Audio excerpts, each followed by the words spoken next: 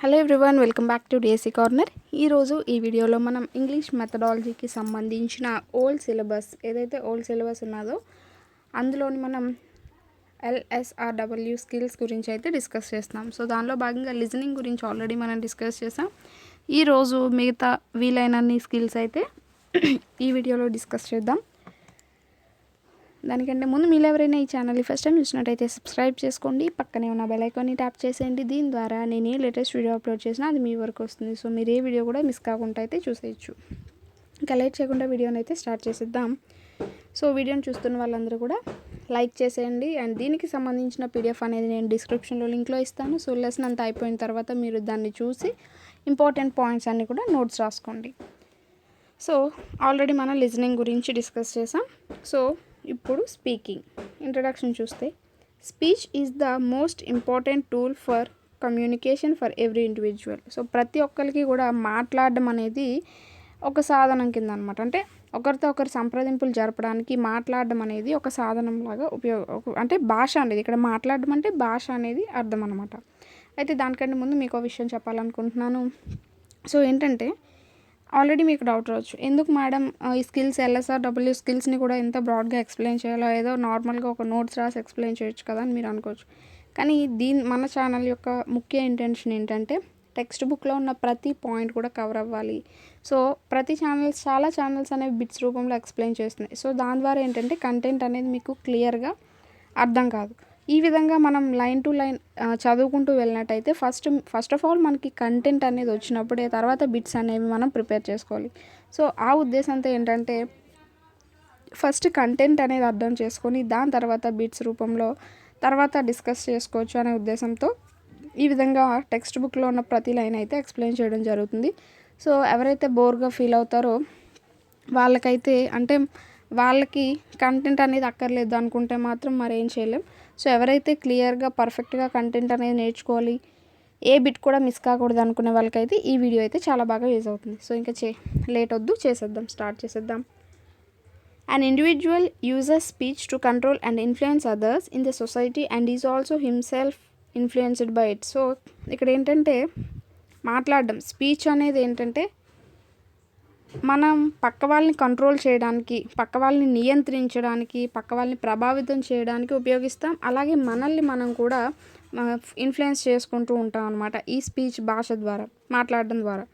It is a convenient form of communication, time saving, and also gives confidence to the individual about his or her own language competence. So ఇక్కడ ఏంటంటే, ఈ speech అనేది, అంటే మాట్లాడడం అనేది దేనికి ఉపయోగపడుతుంది అంటే కమ్యూనికేషన్కి ఉపయోగపడుతుంది, టైం సేవింగ్కి ఉపయోగపడుతుంది. అలాగే ఒక వ్యక్తి, ఎవరైతే మాట్లాడే వ్యక్తి ఉంటారో అతనికి ఉన్న భాష పైన కొంత కాన్ఫిడెన్స్ అనేది కలిగేలా చేస్తారనమాట. సో అతనికి ఉన్న భాషా సామర్థ్యం పైన కొంత కాన్ఫిడెన్స్ ఉండేలాగా చేస్తుందన్నమాట ఈ స్పీకింగ్ అనేది. So it is essential for us to be aware of the special features of spoken English which make it different from written English. So ఇక్కడ మనం కొన్ని తెలుసుకోవాల్సిన ముఖ్య అంశాలు ఏంటంటే, కొన్ని లక్షణాలు అనమాట. సో స్పోకెన్ ఇంగ్లీష్కి ఉన్న కొన్ని లక్షణాలు, అవి వేటితో డిఫరెంట్గా ఉంటాయి రిటన్ ఇంగ్లీష్తో, అంటే రిటన్ ఫామ్లో ఇంగ్లీష్తో పోల్చుకుంటే స్పోకెన్ ఇంగ్లీష్కి కొన్ని డిఫరెన్సెస్ అనేవి కలిగి ఉంటాయి. సో అవి ముఖ్యంగా మనం తెలుసుకోవాలన్నమాట, ఆ యొక్క లక్షణాలు అనేవి. Spoken English may be defined as a string of utterances in context constituting elements of speech act. So ఇక్కడ ఏంటంటే, ఒక అర్థవంతమైన పదాల కూర్పు అనే అర్థం వస్తుంది అనమాట. సో ఇక్కడ స్పోకెన్ ఇంగ్లీష్ అనేది ఏంటి అంటే, స్పోకెన్ ఇంగ్లీష్ అంటూ ఉంటారు కదా. సో ఏంటి అంటే, కొన్ని అర్థవంతమైన పదాలని ఒక దగ్గర చేర్చి మనం పలికినట్టయితే దాన్ని మనం స్పోకెన్ ఇంగ్లీష్గా అంటాం. అదొక మంచి అర్థవంతమైన మీనింగ్ని కన్వే చేస్తూ ఉండాలన్నమాట. Clarity and fluency are the 2 basic elements of spoken English. So ఇక్కడ క్లారిటీ అలాగే ఫ్లూయెన్సీ. క్లారిటీ అంటే స్పష్టత, ఫ్లూయెన్సీ అంటే కొంచెం సరళంగా మాట్లాడడం, ఆ విధంగా అనమాట. సో ఇక్కడ చూసారా, లైన్ టు లైన్ ఎక్స్ప్లెయిన్ చేసుకోవడం వల్ల మనకి ఇక్కడ మెయిన్ పాయింట్ అనేది మిస్ అవ్వకుండా ఉన్నది. క్లారిటీ, ఫ్లూయెన్సీ అనేవి స్పోకెన్ ఇంగ్లీష్కి అంటే లాంగ్వేజ్కి ఉన్న ముఖ్యమైన 2 ఎలిమెంట్స్ అని చెప్పుకోవచ్చు. సో ఇక్కడ మనకి బిట్ ఏ విధంగా రావచ్చు అంటే, 2 basic elements of spoken language అని ఇచ్చి కింద మనకి క్లారిటీ, ఫ్లూయెన్సీ అని, లేకపోతే పాజ్, ఇంటోనేషన్ అని, ఈ విధంగా బిట్స్ అని అంటే ఆప్షన్స్ అనేవి ఇవ్వచ్చు. సో ఇక్కడ క్లారిటీ, ఫ్లూయెన్సీ అనమాట. తర్వాత activities to develop speaking. So స్పీకింగ్ని డెవలప్ చేయడానికి కొన్ని యాక్టివిటీస్ ఇక్కడ ఇచ్చారు. It is necessary for the teachers to be a little resourceful and create opportunities for the learners to speak. So పిల్లవాడు ఇప్పుడు సపోజ్ మీరు పిల్లవాళ్ళకి టీచ్ చేస్తున్నట్టయితే ఆ పిల్లవాడికి కొంత ఎన్విరాన్మెంట్ అనేది అంటే మాట్లాడడానికి కావాల్సిన చుట్టూ వాతావరణం అనేది కల్పించాలన్నమాట. ఒక మంచి నేచర్ అనేది కల్పించాలి. An atmosphere can be created in the classroom where the learners get encouraged to express themselves. So వాళ్ళు ఏం చెప్పాలనుకుంటున్నారో అది చెప్పడానికి వాళ్ళని ఎంకరేజ్ చేయాలన్నమాట. సో ఎవరైనా మాట్లాడడానికి లేస్తే నీకేమో రాదు కూర్చో అనుకోకుండా నీకు వచ్చింది చెప్పు, ఇంకా చెప్పు అన్నట్టుగా వాళ్ళని ఎంకరేజ్ చేస్తూ ఉంటే కనుక ఆ యొక్క క్లాస్ రూమ్లో ఆ ఎంకరేజ్ చేసే వాతావరణం అనేది ఉండాలి. అప్పుడు పిల్లవాడు ఇంకా బాగా మాట్లాడగలుగుతాడు అనమాట ఇంగ్లీష్లో. సో ఫస్ట్ ఎలాంటి యాక్టివిటీసో చూద్దాం. నో ఈచ్ అదర్ అంటే ఒకరికొకరు తెలుసుకోవడం అనమాట. అంటే ఏ విధంగా తెలుసుకోవడం? This activity may be used in the beginning of the academic year. So starting అనమాట. సో ఒక క్లాస్కి టీచర్ వెళ్ళినప్పుడు స్టార్టింగే తెలుసుకోవాలి ఏ పిల్లవాడు ఎలా ఉంటున్నాడు, సో వాళ్ళ ఇష్టాలు ఏంటి, అయిష్టాలు ఏంటి, వాళ్ళు ఎలా మాట్లాడగలుగుతున్నారు, వాళ్ళు ఎందులో వీక్గా ఉంటున్నారు, రాయడంలోనా చదవడంలో. అంటే సపోజ్ ఇప్పుడు స్పోకెన్ ఇంగ్లీష్ చదవడంలోనా, స్పెల్లింగ్స్ చదవడంలోనా, రాయడంలోనా, ఈ విధంగా ఏంటంటే వాళ్ళ గురించి తెలుసుకోవాలన్నమాట. Ask the learners to ask their neighbours a few questions. So ఏంటంటే పిల్లవాడిని పక్క పిల్లవాడి గురించి అడిగి తెలుసుకోమండం, క్వశ్చన్స్ అనేవి అడగమండం, ఆ విధంగా అనమాట ఒకరికొకరు తెలుసుకోవాలి పిల్లవాళ్ళు అయితే. Give them some guidelines as to what to ask. So ఏం అడగాలి, పక్క వాళ్ళని ఏం అడగాలి అనే దానిపైన కొంత గైడెన్స్. అంటే పక్క వాళ్ళకి ఏమి ఇష్టం లేదు, సో నీకు ఏ సబ్జెక్ట్ అంటే ఇష్టం, మీ ఫాదర్ ఏం చేస్తారు, ఇలాంటి విషయాలన్నీ కూడా పక్క వాళ్ళని అడిగి తెలుసుకోమన్నారు. They can ask each other what they like. అంటే వాళ్ళకి ఏమి ఇష్టం, what they dislike most. So వాళ్ళకి ఏమనేది ఇష్టం లేదు, what they are scared of. So వాళ్ళు ఎక్కువగా భయపడేది దేనికి వల్ల, who is his his favourite person. So నీకు బాగా ఇష్టమైన వ్యక్తి ఎవరు. ఇలాంటి క్వశ్చన్స్ అన్నీ అడగడం ద్వారా ఏంటంటే ఒకరికి ఒకరు తెలుసుకోవడం అనేది జరుగుతుందన్నమాట. సో దాని ద్వారా స్పీకింగ్ అనేది ఇంప్రూవ్ అవుతుంది. Next the teacher can ask the learners to write a word in English which they like most. So second ఏంటంటే ఏదో ఒక వర్డ్ అనేది మీకు బాగా నచ్చిన వర్డ్ అనేది ఒకటి రాయండి అంటారు. సపోజ్ ఫాదర్ అని రాశారనుకో, లేదంటే మదర్ అని రాస్తే ఆ మదర్ అనే దాని గురించి ఇంగ్లీష్లో నీకు తెలిసింది నువ్వు ఎక్స్ప్రెస్ చేయు అన్నట్టుగా వాళ్ళకి చెప్పాలన్నమాట. So they could be ask to tell the class why they liked that word. So క్లాస్లో ఏంటంటే ఆ పిల్లవాడిని నించోబెట్టి చెప్పించాలి ఎందుకు నీకు ఆ వర్డ్ అంటే ఇష్టం. సో అలా అనమాట. Give them guidelines and say they have to begin the sentence with I like the word because. So వాళ్ళని ఎలా అంటే కొంత గైడ్లైన్స్ ఇవ్వాలి. సో ఎలా స్టార్ట్ చేయాలో తెలియక కొంతమంది సతమతం అవుతూ ఉంటారు కదా. సో నువ్వు స్టార్ట్ చేయి. ఎలా అంటే I like the word because. So నాకు ఈ వర్డ్ అంటే ఇష్టం ఎందుకంటే అన్నట్టుగా స్టార్ట్ చేయించాలి పిల్లల చేత అని మనకి ఇక్కడ చెప్పడం జరుగుతుంది. And third one same and different. Suppose ఒక పిక్చర్ అనేది ఇచ్చి ఇక్కడ ఏంటంటే క్లాస్ని చిన్న చిన్న గ్రూప్స్గా విడదీసి ఒక పిక్చర్ అనేది ఇచ్చి ఆ పిక్చర్లో ఉన్న తేడాలని డిఫరెన్సెస్ని కనుక్కోమనాలన్నమాట. సో అది కూడా మనకి అప్పుడు ఆ డిఫరెన్సెస్ అనేవి ఏంటి అని బయటికి వాళ్ళకి చెప్పించాలి. సో మాట్లాడించాలన్నమాట. ఆ విధంగా కూడా స్పీకింగ్ని ఇంప్రూవ్ చేయొచ్చు. సో ఇక్కడ చూడండి, divide the class into small groups, give each group a pair of pictures with some differences, they have to say what the difference are. So అక్కడ ఆ పిక్చర్లో ఉన్న డిఫరెన్సెస్ని పిల్లవాళ్ళు చెప్తారనమాట ఆ విధంగా. And fourth one describing friends. So friends గురించి డిస్క్రైబ్ చేయమంటాం. One by one the learners choose one of their classmates and start describing him or her. Others try and guess who it is. So ఒక అబ్బాయిని నించోబెట్టి నీ friend గురించి describe చేయి. So తను ఎలా ఉంటాడు, తనలో ఉన్న మంచి క్వాలిటీ ఏంటి, తను ఎలా చదువుతాడు, సో అలాగా కొంచెం అతని గురించి డిస్క్రైబ్ చేస్తే పక్క పిల్లవాళ్ళు ఎవరి గురించి చెప్తున్నారో గెస్ చేస్తారు అనే విధంగా ఇక్కడ ఒక యాక్టివిటీ అనేది ఇవ్వడం జరిగింది. సో ఇది కూడా మనకి స్పీకింగ్ని ఇంప్రూవ్ చేసేదికైతే చెప్పొచ్చు. సో ఈ 4 యాక్టివిటీస్ అనేవి మనకి స్పీకింగ్ని డెవలప్ చేస్తాయి. అలాగే నెక్స్ట్ రైమ్స్ ద్వారా కూడా స్పీకింగ్ అంటే ఏం ఇంప్రూవ్ అవుతాయి పిల్లలు అనేది చూద్దాం. Rhymes help learners enjoy the pronunciation of English words. So English words యొక్క ప్రొనౌన్సియేషన్ని ఎంజాయ్ చేయడానికి ఇక్కడ రైమ్స్ అనేవి ఉపయోగపడతాయి. నార్మల్గా రైమ్స్ అనేవి మనకి పాడడానికి అంటే నార్మల్గా పాడుతూ ఉంటాం, అలాగే అలా కాకుండా వాటిని ఎంజాయ్ చేస్తూ కూడా ఉండొచ్చు. At the same time they help them understand some of the functions like greetings, requesting, thanking, giving directions and so on. అలాగే ఇవి దేనికి ఉపయోగపడతాయంటే ఏమైనా గ్రీటింగ్స్ గురించి కానీ, రిక్వెస్టింగ్, థ్యాంకింగ్ గురించి, డైరెక్షన్స్ ఇవ్వడం గురించి, సో వాటిని తెలుసుకోవడానికి కూడా మనకి రైమ్స్ అనేవి ఉపయోగపడతాయని చెప్తున్నారు. Next teaching functions. మనం అంటే బోధిస్తూ ఉంటాం కదా, సో ఆ బోధించడానికి కొన్ని విధులు అనేవి ఉంటాయి.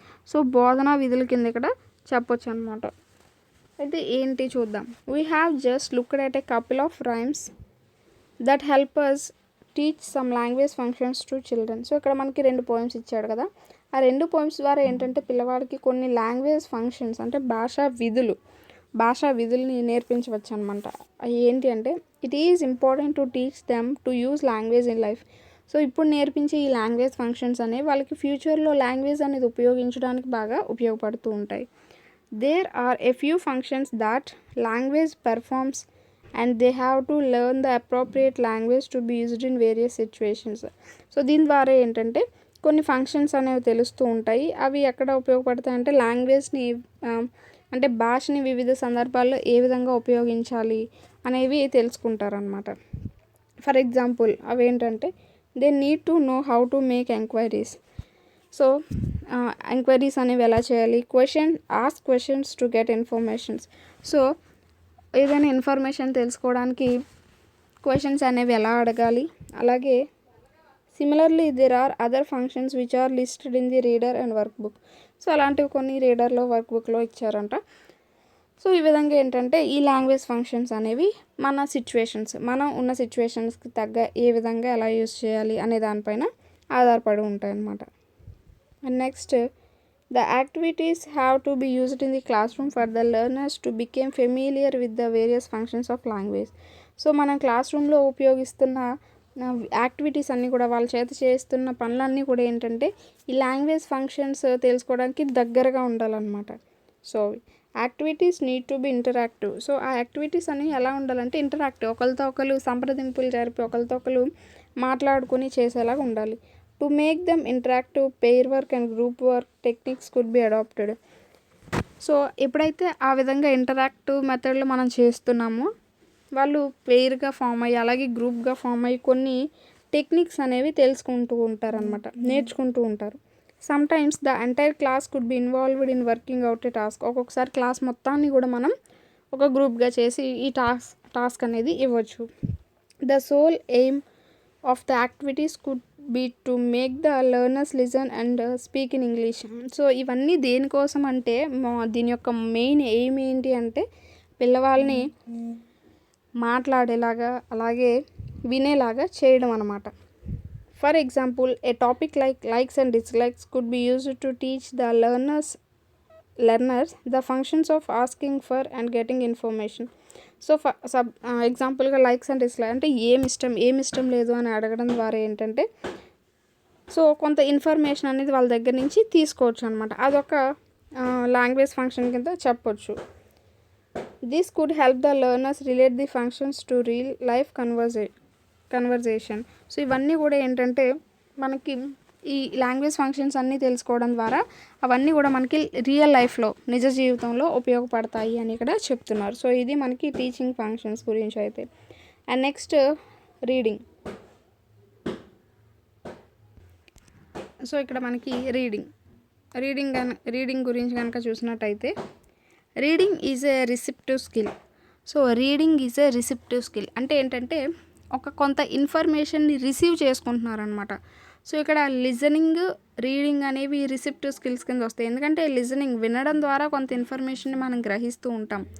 సో ఇక్కడ రీడింగ్ ద్వారా కూడా ఏంటంటే మనకి కొంత ఇన్ఫర్మేషన్ని రిసీవ్ చేసుకుంటూ ఉంటాం అనమాట. అయితే ఈ 2 స్కిల్స్ లిజనింగ్ మనకి రీడింగ్ కూడా పాసివ్ స్కిల్స్ కింద చెప్పొచ్చు అనమాట. అంటే అందులో మనం యాక్టివ్గా ఉండం అనమాట. ఓన్లీ మనం కొంత ఇన్ఫర్మేషన్ గ్రహిస్తాం తప్ప ఎలాంటి ఇన్ఫర్మేషన్ని మనం తిరిగి ఇవ్వమన్నమాట. అందువల్ల ఏంటంటే ఇక్కడ రీడింగ్, లిజనింగ్ అనేవి పాసివ్ స్కిల్స్ కింద చెప్పుకుంటాం, అలాగే రిసెప్టివ్ స్కిల్స్ కింద. అలాగే స్పీకింగ్, రైటింగ్ అనేది ఏంటంటే కొంత ప్రొడక్టివ్ స్కిల్స్ కింద చెప్పుకుంటాం అనమాట. అంటే కొంత ప్రోడక్ట్ని, కొంత ఇన్ఫర్మేషన్ని బయటికి మనం ఇస్తూ ఉంటాం. అలాగే ఆ రెండు స్పీకింగ్లో, రైటింగ్లో కూడా మనం వాటిలో పాల్గొంటూ ఉంటాం కాబట్టి అవి యాక్టివ్ స్కిల్స్ కింద కూడా చెప్పుకుంటూ ఉంటాం అనమాట. అయితే ఇక్కడ రీడింగ్ అనేది రిసెప్టివ్ స్కిల్, ఎందుకంటే కొంత ఇన్ఫర్మేషన్ని మనం గెయిన్ చేస్తాం కాబట్టి. It helps learners understand language, it's structure, spelling system and the nonsense much better. So ఇక్కడ ఏంటంటే రీడింగ్ ద్వారా ఏంటంటే చదివేవాడు, లెర్నర్ ఎవరైతే ఉంటారో వాళ్ళు లాంగ్వేజ్ని అర్థం చేసుకుంటాడు, అందులో ఉన్న స్ట్రక్చర్స్ని అర్థం చేసుకుంటాడు, స్పెల్లింగ్ సిస్టమ్ని అర్థం చేసుకుంటాడు, అలాగే నాన్సెస్ అంటే వాటిని కూడా అర్థం చేసుకుంటూ ఉంటారనమాట. Reading also means understanding the content. So reading అంటే ఏంటి అర్థం, సో ఆ యొక్క టెక్స్ట్ ఏదైతే టెక్స్ట్ ఉంటుందో, కంటెంట్ ఉంటుందో దాన్ని అర్థం చేసుకోవడమే. Or what the writer has said, లేకపోతే ఎవరైతే చెప్పే వ్యక్తి, ఒక రైటర్ అనేవారు అంటే రాసిందే కదా మనం చదువుతూ ఉంటాం. సో రిటర్న్ ఫామ్లో ఉన్నది మనం చదువుతూ ఉంటాం. ఆ రాసింది మనకి, ఆ రాసిన అతను ఏం చెప్పాలనుకుంటున్నాడో అది మనం అర్థం చేసుకోవడమే ఇక్కడ రీడింగ్ కింద కూడా చెప్పొచ్చు అనమాట. We get a lot of information from return text. So మనకి ఈ రిటర్న్ టెక్స్ట్లో చాలా ఇన్ఫర్మేషన్ అనేది దొరుకుతూ ఉంటుంది. మనం చదువుతున్నామంటే ఏంటంటే ప్రతిదీ కూడా అది రాసిందే. సో రాసిందే మనం చదువుతూ ఉంటాం. ఈ విధంగా ఏంటంటే మనకి చాలా నాలెడ్జ్ అనేది, చాలా ఇన్ఫర్మేషన్ అనేది ఈ రిటర్న్ టెక్స్ట్ ద్వారా వస్తూ ఉంటుంది. Hence reading helps us improve our knowledge. So దీని ద్వారా ఏంటంటే మన నాలెడ్జ్ అనేది ఇంప్రూవ్ అవుతుంది. సో చాలామందికి ఎక్కువ బుక్స్ ఎవరైతే చదువుతారో వాళ్ళకి ఎక్కువ నాలెడ్జ్ అనేది వస్తూ ఉంటుంది, ఎందుకంటే వాళ్ళకి చాలా ఇన్ఫర్మేషన్ అనేది అందుతూ ఉంటుంది కాబట్టి వాళ్ళకి నాలెడ్జ్ అనేది ఎక్కువగా ఉంటూ ఉంటుంది. Does reading is an active process. So దానివల్ల యాక్టివ్ ప్రాసెస్ కింద చెప్పుకుంటూ ఉంటాం. Comprehension and speed should be balanced. So reading అనగానే మనకి స్పీకింగ్ అనగానే క్లారిటీ, ఫ్లూయెన్సీ ఎలా అన్నామో, ఇక్కడ రీడింగ్ అనగానే మనకి కాంప్రహెన్షన్, స్పీడ్ అనేది బ్యాలెన్సింగ్గా జరుగుతూ ఉండాలి. Learners need to understand the content and also should be able to read with reasonable speed. So చదివే వ్యక్తి దాన్ని అర్థం చేసుకుంటూ ఉండాలి, అలాగే తగిన స్పీడ్తో కూడా దాన్ని చదువుతూ ఉండాలి. One skill cannot be developed at the cost of the other. So ఒకటి ఎప్పుడైతే డెవలప్ అవ్వలేదో ఇంకొకటి కూడా మనకు డెవలప్ అవ్వలేదు అనమాట. ఒకటి ఎప్పుడైతే డెవలప్ అయిందో ఖచ్చితంగా ఇంకొకటి డెవలప్ అవుతుంది. Hence teachers need to train the learners to read with comprehension and speed. So ఈ రెండు ఏంటంటే ఒకటి డెవలప్ అవ్వకుండా ఇంకొకటి డెవలప్ అనేది అవ్వదు. దానివల్ల ఏంటంటే కాంప్రహెన్షన్, స్పీడ్ అనేది కరెక్ట్గా క్యారీ చేసుకుంటూ ఉండేలాగా టీచర్స్ పిల్లల్ని ట్రైన్ చేస్తూ ఉండాలి. Factors which hamper speed are, so speed యొక్క ముఖ్య ఫ్యాక్టర్స్ ఏంటంటే running the finger along the lines. So line పైన చేపెట్టి ఈ విధంగా ఇలా వెళ్ళడం. సో నేను ఆల్రెడీ చెప్తూ ఉంటాను కదంటే నేను ఈ విధంగా లైన్ చేస్తూ ఉంటాను, ఎందుకంటే నేను ఎక్కడ చెప్తున్నానో మీకు తెలియదు కాబట్టి ఈ విధంగా నేను అక్కడక్కడ మనకి ఈ విధంగా పాయింట్అవుట్ చేస్తూ ఉంటాను. ఈ విధంగా అంటే running the finger along the lines. So lines వెంబడి ఫింగర్ని వెళ్తూ ఉండడం ద్వారా ఫాస్ట్గా చదవగలరు. అలాగే రీడింగ్ వర్డ్ బై వర్డ్ చదవడం ద్వారా moving eyes along the lines. So లైన్స్ని అలా తిప్పుతూ, అంటే మన ఐస్ని లైన్స్ మీద అలా తిప్పుతూ చదవడం. అలాగే moving the head along the lines. So head కూడా అలాగా మనం మూవ్ చేస్తూ చదవడం. Going back and forth in reading. So వెనక్కి వెళ్తూ చదవడం. And subvocalization, reading the text in groups of words at a time. So ఒకసారి ఎక్కువ పదాలు అనేవి చదవడం ద్వారా anticipating the meaning, reading silently and thinking while reading help learners to read faster. So చదువుతూ సైలెంట్గా చదవడం, చదువుతున్నప్పుడు ఆలోచిస్తూ చదవడం, ఇవన్నీ కూడా మనకి ఏంటంటే చదివేటప్పుడు కొంచెం స్పీడ్ అనేది ఇంప్రూవ్ చేయడానికి ఉపయోగపడతాయని చెప్తున్నారు. And next we read a number of text and a variety of text. So మనం చాలా అంటే ప్రతిదీ కూడా ఒకే రిటర్న్ ఫామ్లో ఉండదు, చాలా డిఫరెన్సెస్ అనేవి ఉంటాయి. మనం వేరువేరుగా చదువుతూ ఉంటాం. We do not read all these texts in the same way. So అవన్నీ కూడా మనం ఒకేలాగా చదవలేము. Our aim is to extract the required information from the text. So మనం ఎందుకు చదువుతాం అంటే మనకు ఒక సర్టెన్ మీనింగ్ కావాలి, సో సర్టెన్ ఇన్ఫర్మేషన్ అనేది రావడం కోసం చదువుతూ ఉంటాం. If we understand the process of reading, we can adopt the right strategy to read a text. So చదివే యొక్క విధానం అనేది మనం నేర్చుకున్నట్టయితే దేన్ని ఎలా చదవాలి అనేది మనకి అర్థమవుతుందన్నమాట. సో ఆ యొక్క స్ట్రాటజీని మనం ఉపయోగించి చదవచ్చు. సో ఇక్కడ ముందు టైప్స్ ఆఫ్ రీడింగ్లో ఎన్ని రకాలు ఉంటాయో చూద్దాం. The primary objective of A reader is to extract information from the text. So ముఖ్యమైన ఫస్ట్ ఆఫ్ ఆల్ చదువుతున్నారు అంటే అది దేనికోసం అంటే ఇన్ఫర్మేషన్ని పొందడం కోసమే. Therefore, depending on the type of text, reading may be extensive or intensive. So ఇక్కడ ఏంటంటే ఆ యొక్క టెక్స్ట్ పైన ఆధారపడి ఏదైతే టెక్స్ట్ ఉంటుందో రిటర్న్ ఫామ్లో ఆ టెక్స్ట్ పైన ఆధారపడి రీడింగ్ అనేది 2 టైప్స్ ఉంటుంది, ఎక్స్టెన్సివ్, ఇంటెన్సివ్. సో ఇక్కడ ఇంటెన్సివ్ గురించి ఇచ్చాడు చూద్దాం. ఎక్స్టెన్సివ్ గురించి ఇచ్చాడు చూద్దాం. Extensive reading is reading for specially required information or getting the gist of the passage or a book. So extensive అనగానే ఏం కాదండి, ఒక్కటే ఫుల్ ఐడియా అనమాట. సో ఒక పారా అనేది ఉన్నది, ఆ పారా అనేది దేని గురించి అని మొత్తంగా అది మొత్తం దేని గురించి ఎక్స్ప్రెస్ చేస్తుందని తెలుసుకోవడమే ఎక్స్టెన్సివ్ రీడింగ్ అనమాట. అంటే సపోజ్ ఇప్పుడు ఒక పారా ఉన్నది, అది ఒక ఎన్విరాన్మెంట్ గురించి ఉన్నదన్నమాట. సో పొల్యూషన్ గురించి ఉన్నది. మీరు ఏంటంటే అది పొల్యూషన్ గురించే ఉన్నది అని ఎలా తెలుసుకుంటారు అనేది ఇక్కడ ఇచ్చాడు చూద్దాం. అయితే అది ఎలా తెలుసుకోవాలి అంటే ఇక్కడ స్పెషల్లీ రిక్వైర్డ్ ఇన్ఫర్మేషన్ ఏదో ఒక అలాగే గిస్ట్ అంటే ఏంటంటే మొత్తం ఒక ఐడియా, సెంట్రల్ ఐడియా అనమాట. సో సెంట్రల్ ఐడియాని తెలుసుకునేది extensive reading.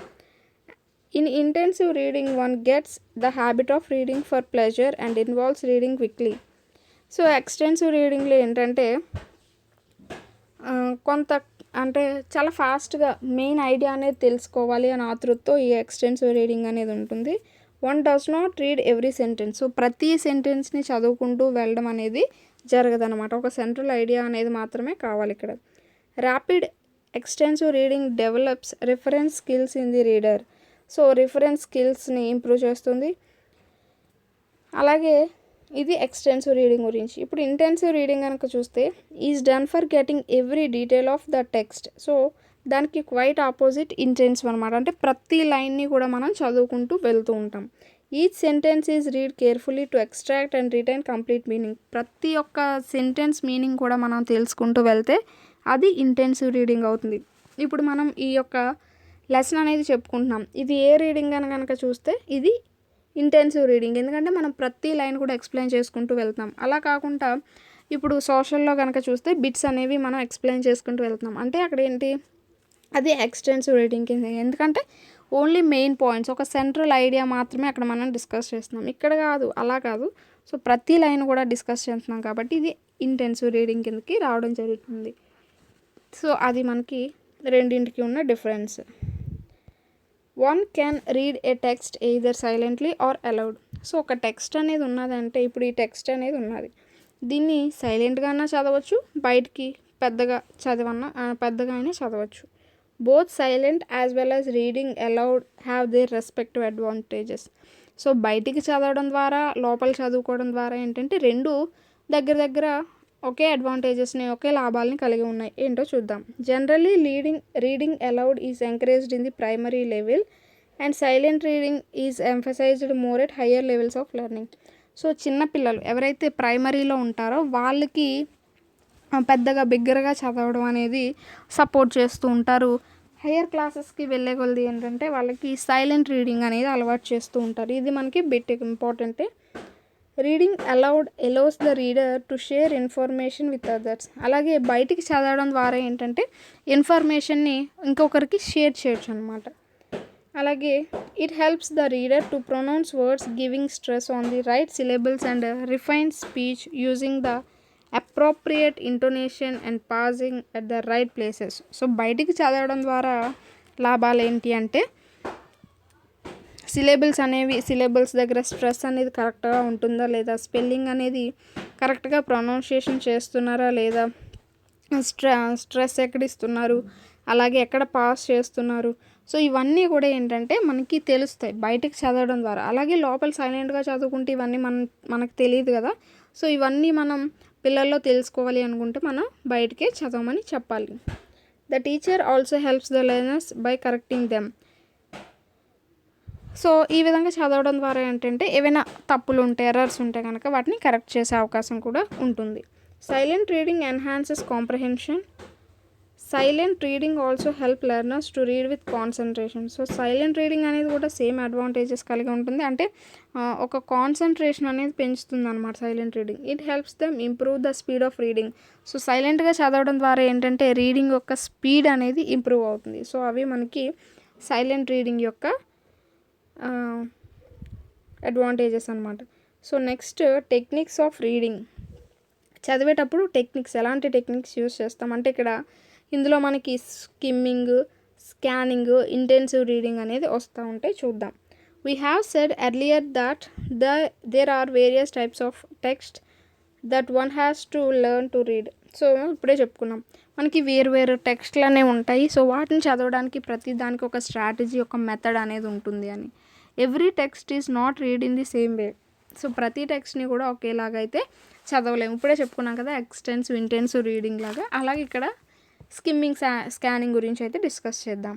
The speed required, the amount of comprehension needed and the strategies adapted depend upon the purpose the reader has in mind when reading a text. So ఇక్కడ ఏంటంటే ఒక text అనేది చదువుతున్నప్పుడు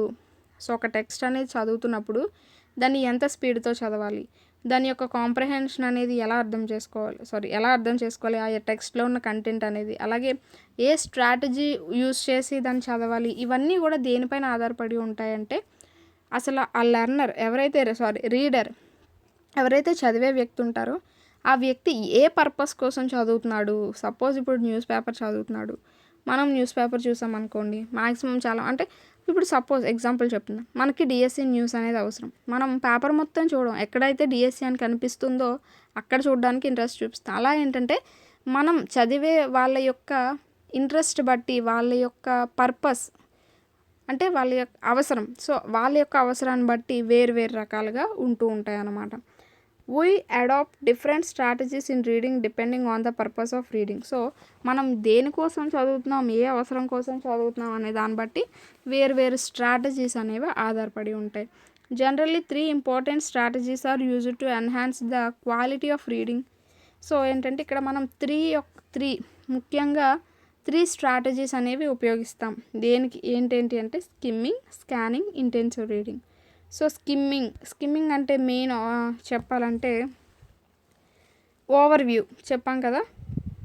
అంటే when the readers want to review and then choose relevant information and discard the irrelevant information, skimming is done. అంటే ఇక్కడ ఏంటంటే ఎవరైతే చదివే వ్యక్తి ఉంటారో అతనికి కావాల్సిన ఇన్ఫర్మేషన్ మాత్రమే చదివి మిగతాది వదిలేస్తే దాన్ని స్కిమ్మింగ్ అంటారనమాట. Skimming allows the reader to cover a large text and obtain some idea of the content in a short time. So ఏంటంటే ఇందాక చెప్పాను కదా ఎక్స్టెన్సివ్ రీడింగ్ లాగా అనమాట. Skimming is nothing but extensive reading అనమాట. అంటే ఏంటంటే ఓవరాల్ ఐడియాని తీసుకుంటారు తప్ప ప్రతిదాన్ని చదువుకుంటూ వెళ్ళారనమాట. ఇప్పుడు ఒక లార్జ్ పారా అనేది ఉన్నది, అందులో ఒక ఫస్ట్ పారా చదవడం ద్వారా, టైటిల్ చదవడం ద్వారా, అందులో ఉన్న సబ్ హెడ్డింగ్స్ చదవడం ద్వారా ఏంటంటే ఒక ఓవరాల్ ఐడియా అనేది గెయిన్ చేస్తారు. అదే మనకి స్కిమ్మింగ్ అనమాట.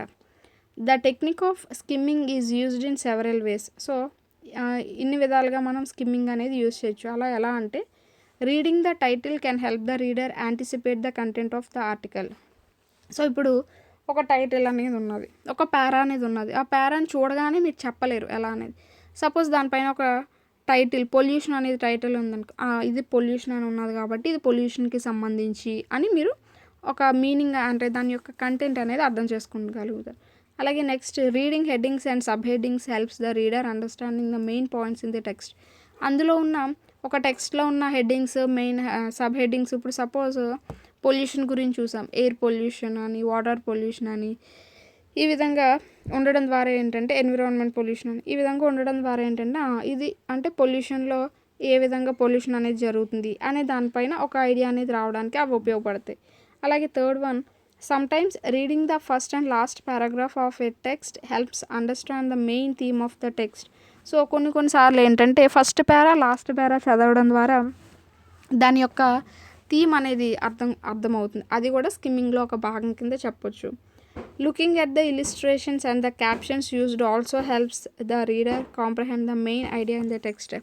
సో ఏమైనా కొన్ని క్యాప్షన్స్ కానీ కొన్ని ఇలిస్ట్రేషన్స్ అలాంటివి ఉండడం ద్వారా అవి చదవడం ద్వారా కూడా మనం దాని యొక్క మెయిన్ ఐడియాని అయితే గ్రాస్ప్ చేయొచ్చు అనమాట. సో ఇవన్నీ కూడా skimming is nothing but extensive reading కింద చెప్పుకోవచ్చు, ఒక సెంట్రల్ ఐడియా మాత్రమే అనమాట.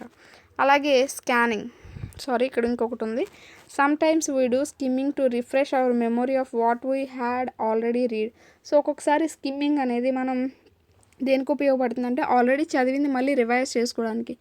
సపోజ్ ఇప్పుడు ఇంతకు ముందు మనం స్పీకింగ్ గురించి డిస్కస్ చేసాం, అందులో ఉన్నవి మనం పాయింట్స్ ఒక్కొక్కటి గుర్తు తెచ్చుకుంటే అసలు స్పీకింగ్ అంటే ఏంటి అలా అనమాట, లిజనింగ్ అంటే ఏంటి ఆ విధంగా గుర్తు తెచ్చుకున్నప్పుడు కూడా మన స్కిమ్మింగ్ అనేది మనకి యూజ్ చేయొచ్చు అనమాట, యూజ్ చేసినట్టే అవుతుంది ఆ సందర్భంలో కూడా. And next we read the news paper, అంటే దీనికి ఒక ఎగ్జాంపుల్ అనమాట. ఈ స్కిమ్మింగ్కి ఎగ్జాంపుల్ ఏంటంటే we read the news paper headline and choose to go in to detail news. So news paper headline చూడడం ద్వారా ఏంటంటే అది దేనికి సంబంధించింది అనేది మనకి తెలుస్తుంది అనమాట, ఆ విధంగా అనమాట. సో న్యూస్ పేపర్ హెడ్లైన్ అనేది దేనికి చదవడం అనేది దేనికి ఉదాహరణ అంటే మనకి స్కిమ్మింగ్ అని చెప్పొచ్చు. అండ్ నెక్స్ట్ స్కానింగ్, దీని ఓవరాల్ మీనింగ్ సింపుల్గా చెప్పాలంటే మనకి అవసరమైన దాన్ని మాత్రమే, మనకి అవసరమైన ఇన్ఫర్మేషన్ని తీసుకోవడమే స్కానింగ్ అనమాట. ఇక్కడ చూడండి, when the reader is looking for specific information he or she adopts the technique of scanning. So ఎవరైతే స్పెసిఫిక్ ఇన్ఫర్మేషన్ గురించి వెతుకుతారో వాళ్ళు స్కానింగ్ అనే స్ట్రాటజీని ఉపయోగిస్తూ ఉంటారనమాట. Readers eyes run methodically and quickly over the material and stop at places where the information is located. So ఏదైనా మీరు ఒక పెద్ద టేబుల్ అనేది ఉన్నది, అందులో మీ మార్క్స్ ఈ విధంగా ఒక మార్క్స్ లిస్ట్ అనేది ఉన్నది, అందులో మీ నేమ్ మీరు చూసుకోవాలనుకుంటున్నారు. సో మీ నేమ్ మీరు చూసుకోవాలనుకున్నప్పుడు ఫాస్ట్గా మీ నేమ్, మీ లెటర్ ఎక్కడ ఉన్నదో అక్కడికి వెళ్ళిపోతూ ఉంటారు. అక్కడ స్పెసిఫిక్ ఇన్ఫర్మేషన్ మాత్రమే మీకు కావాలి, మిగతాదంతా మీకు అవసరం లేదు. సో మీ ఇన్ఫర్మేషన్ని మీరు స్కాన్ చేసుకుంటారనమాట. సో అందుకని ఇక్కడ స్కానింగ్ అనేది ఇవ్వడం జరిగింది.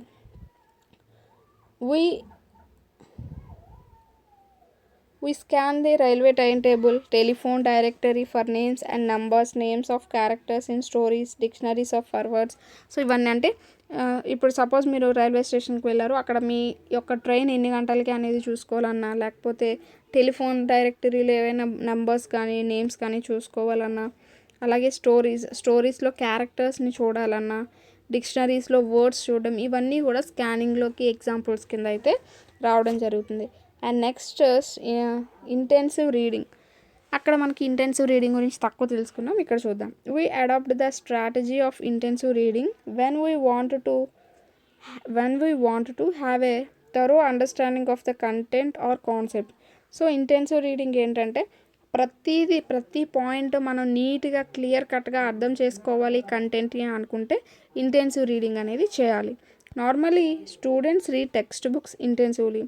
స్టూడెంట్స్ టెక్స్ట్ బుక్స్ని రీడ్ చేయడం అనేది దేనికి ఎగ్జాంపుల్ కింద చెప్పొచ్చు అంటే ఇంటెన్సివ్ రీడింగ్కి. ఎందుకంటే వాళ్ళు ప్రతి లైన్ కూడా చదివి అర్థం చేసుకొని రేపు పొద్దున్న వచ్చే ఎగ్జామ్స్లో వాళ్ళు అటెంప్ట్ చేస్తూ ఉంటారనమాట. సో దానివల్ల ఈ టెక్స్ట్ బుక్స్ చదవడం అనేది ఇంటెన్సివ్ రీడింగ్ కింద అయితే చెప్పవచ్చు.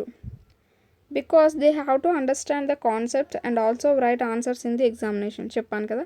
సో దీనికి ఎగ్జాంపుల్ కింద ఏం చెప్పుకోవచ్చు అంటే ఇప్పుడు సపోజ్ లాయర్స్ ఉన్నారు, lawyers read the cases carefully to argue in the court. So case అనేది చాలా జాగ్రత్తగా చదువుతూ ఉంటారు ప్రతి పాయింట్ కూడా, ఎందుకంటే కోర్టులో ఆర్గ్యూ చేయాలి, వాదించాలి కాబట్టి. Similarly certain reports are read intensively to understand the critical issues or the crux of the matter. So ఏవైనా ఒక మ్యాటర్ అనేది ఉన్నదనుకోండి, ఒక విషయం ఉన్నదంటే దాన్ని డీప్గా ప్రతి పాయింట్ కూడా చదువుతూ ఉంటారనమాట. సో ఆ విధంగా ఏదైనా ఇష్యూస్ అనేవి సాల్వ్ చేయడానికి, క్రిటికల్ ఇష్యూస్ ఏమైనా ఉంటే వాటిని సాల్వ్ చేయడానికి అలాంటి సిచ్యువేషన్స్లో సో అక్కడ ఇంటెన్సివ్ రీడింగ్ అనేది యూస్ చేస్తూ ఉంటాం. సో ఇది మనకి రీడింగ్కి సంబంధించిన టెక్నిక్స్ గురించి అయితే ఇచ్చాడు. అండ్ నెక్స్ట్ మెథడ్స్, టెక్నిక్స్ అనేవి యూస్ చేస్తున్నాం. తర్వాత మెథడ్, చదివేటప్పుడు ఎలాంటి మెథడ్ యూస్ చేయాలి. ఇప్పుడు ఇందాకే చెప్పుకున్నాం మనకి డిఫరెంట్ టెక్స్ట్లు అనేవి ఉంటాయి. సో ఆ డిఫరెంట్ టెక్స్ట్ని చదవడానికి ఏ టెక్స్ట్కి ఏ మెథడ్ యూస్ చేయాలి అనేది కూడా మనకి తెలిసి ఉండాలన్నమాట. సో ఆ విధంగా టెక్స్ట్ని కూడా చూద్దాం. When the learners read a text if they do not understand the content. So ఎవరైనా సపోజ్ ఒక లెర్నర్ ఒక టెక్స్ట్ని చదివాడు, కానీ అది అతను అర్థం చేసుకోలేదు అంటే it could be because there are too many unfamiliar words or the structures of the sentences could be unfamiliar. So అలా అర్థం చేసుకోలేకపోవడం అంటే ఏంటంటే కొన్ని వర్డ్స్ కానీ సెంటెన్సెస్ కానీ అర్థవంతంగా లేవు అని అర్థం వస్తుంది. They may be a third reason also. అలాగే ఇంకొక కారణం కూడా ఉన్నది. ఏంటి అంటే if the subject matter is beyond the level of the learner then also it becomes incomprehensible to the learner. So ఒకవేళ ఆ టెక్స్ట్ అనేది ఆ యొక్క లెర్నర్ లెవెల్కి మించి ఉన్నది అనుకోండి. సపోజ్ ఇప్పుడు సెకండ్ క్లాస్ చదివే పిల్లాడు ఉన్నాడు. సెకండ్ క్లాస్ చదివే పిల్లాడికి సెకండ్ క్లాస్కి తగ్గ లెవెల్కి అతనికి చదవమని ఇవ్వాలి. అలా కాకుంటే 10th క్లాస్ బుక్ తెచ్చి చదవమంటే చదవగలడా?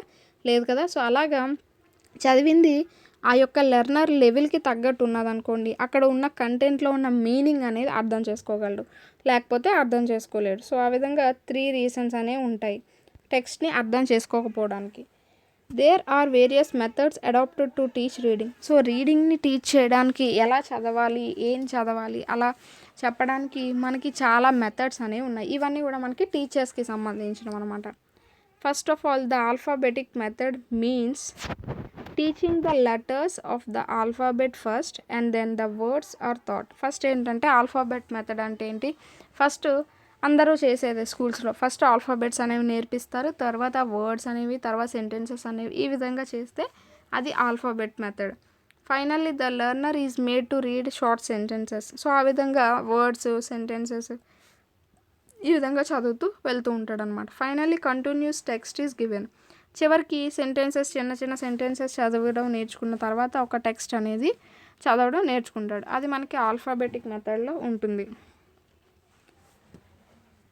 అలాగే however the spelling of words and pronunciation May pose A problem for the learner in reading English text. So English చదివేటప్పుడు ఏంటంటే స్పెల్లింగ్ ప్రాబ్లమ్స్, స్పెల్లింగ్ ప్రొనౌన్స్ చేయడంలో ప్రాబ్లమ్స్ కానీ, అలాగే మామూలు ప్రొనౌన్సియేషన్లో ప్రాబ్లమ్స్ కానీ ఎదుర్కొంటూ ఉంటారు. Next the phonic method refers to teaching of vowels first and then syllables and words and phrases. So phonic మెథడ్లో ఏంటంటే ఆ విధమైన ప్రొనౌన్సియేషన్ స్పెల్లింగ్ మిస్టేక్స్ రాకూడదు అనుకున్నప్పుడు ఫోనిక్ మెథడ్ అనేది యూజ్ చేస్తూ ఉంటారు. ఎందుకంటే ఫస్ట్ ఓవెల్స్ అనేవి నేర్పుతారు, తర్వాత సిలబుల్స్ అనేవి నేర్పుతారు, దాని తర్వాత వర్డ్స్ అని, దాని తర్వాత ఫ్రేజెస్ అని, ఆ విధంగా నేర్పుకుంటూ వెళ్తారనమాట. ఎందులో అంటే ఫోనిక్ మెథడ్లో. And next the emphasis is on pronunciation. So ముఖ్యంగా ఇది దేనిపై దృష్టి పెడుతుంది అంటే ప్రొనౌన్సియేషన్ పైన అనమాట. Next the syllabic method. The syllabic method has teaching of syllable as the basic unit. So syllabic మెథడ్లో ఏంటంటే ఫస్ట్ సిలబల్స్ నేర్పడం పైన ఎక్కువ దృష్టి అనేది పెడుతూ ఉంటారు. The syllables are combined into words and sentences. దాని తర్వాత అవి ఒక వర్డ్స్ కింద ఫామ్ అవడం, తర్వాత సెంటెన్సెస్ కింద ఫామ్ అవడం, ఆ విధంగా నేర్చుకుంటూ ఉంటారనమాట. సో ఏం లేదు అక్కడ సిలబిక్ మెథడ్ అంటే సిలబల్స్ ఫస్ట్, ఫోనిక్ మెథడ్ అంటే సౌండ్స్ ఫస్ట్, ఆల్ఫాబెటిక్ మెథడ్ అంటే ఆల్ఫాబెట్స్ ఫస్ట్. ఆ విధంగా పేర్లోనే ఉంటుంది, మీరేం కంగారు పడాల్సిన అవసరం కూడా లేదు. Next another method which believes that reading begins with larger and more meaningful units like words, phrases, sentences. So reading అనేది ఈ విధంగా వర్డ్స్, ఫ్రేజెస్, సెంటెన్సెస్తో స్టార్ట్ అవుతూ ఉంటుందన్నమాట. In this method the word is the basic unit in reading and therefore reading should begin with words. So word మెథడ్లో ఏంటంటే స్టార్టింగే వర్డ్స్తో start అవుతూ ఉంటుంది అనమాట. సో వర్డ్స్తో స్టార్ట్ అవుతూ ఉంటుంది, అది మనం వర్డ్ మెథడ్ కింద చెప్పుకుంటూ ఉండొచ్చు.